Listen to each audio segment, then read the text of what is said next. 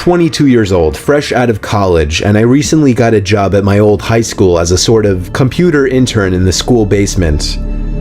The basement of the school is very messy and disorganized, but there is a small 3-person office that's actually very nice down there. It has 3 nice big desks, 2 mini fridges, a flat screen TV mounted on the wall, and oh so satisfying air conditioning, a luxury the students and teachers cannot enjoy in the school. And of course all the school servers and other computery stuff. I got the job because 3 of my old computer teachers flat out adored me. I could actually consider them as real friends, not just teacher figures, so they all helped tremendously in landing me this job. It's been great, until something that happened a few weeks ago. My 2 co-workers that shared the office with me, Dave and Gary, weren't in the office at the time.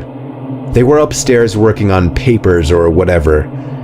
I was eating my sandwich during my lunch break when I got a phone call from one of the women in the front office telling me the school was on lockdown and that somebody, possibly armed, had entered the school.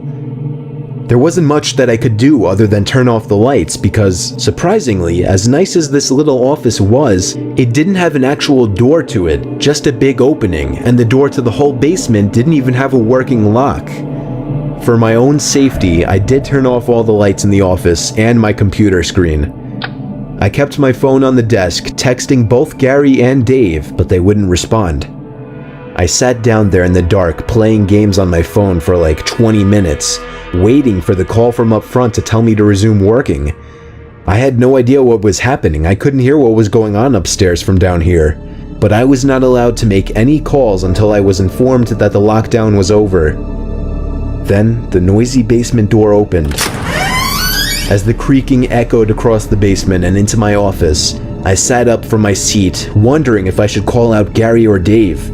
I was eager to get some info from them. Someone then came running down the stairs and their footsteps were approaching my office. I pushed away my chair and crawled under my desk. Somebody entered the office but did not turn on the lights. There was just silence. I can't even describe the fear I was experiencing. I felt like if I made one sudden noise, I'd be a dead man. Suddenly, my phone dinged as I got a text message. I felt my entire world shrivel up and die at that one moment as I clenched my teeth in fear.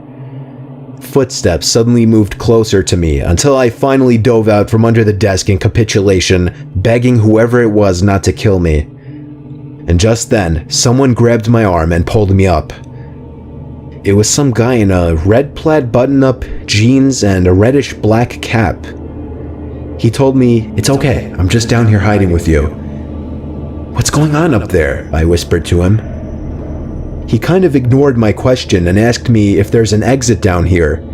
I told him, "Yeah, around that way." Before he could do anything else, I asked him, "Who are you?"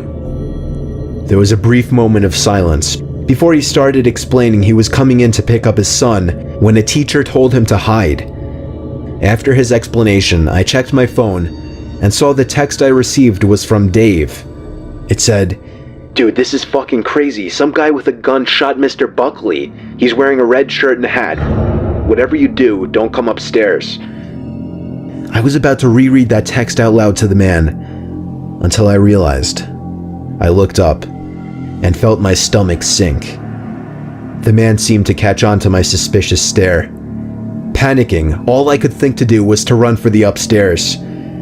A gunshot echoed through the basement and I could hear the bullet ricochet off something metal in the darkness. But thank God the bullet missed me and I made it upstairs. Fortunately, police were waiting at all exits, including the basement exit, and caught the man the second he opened the door. More good news, our teacher Mr. Buckley survived the gunshot. It was later determined that the man and Mr. Buckley had some beef for whatever reason, but that was never revealed. All we know is that Mr. Buckley couldn't have done anything that would have warranted this kind of reaction.